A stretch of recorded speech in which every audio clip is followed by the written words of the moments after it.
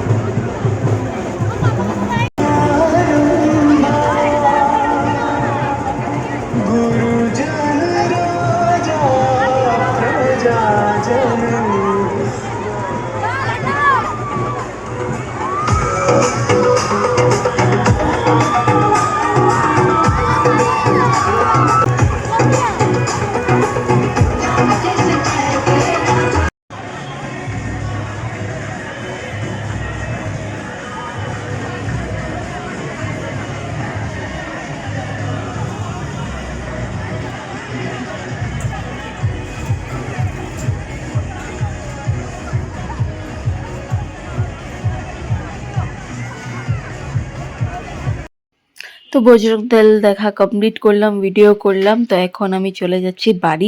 তো তোমাদের যদি ভিডিওটা ভালো লেগে থাকে তো লাইক শেয়ার এন্ড সাবস্ক্রাইব করে দিও চ্যানেলটাকে। দেখা হচ্ছে পরের ব্লগে।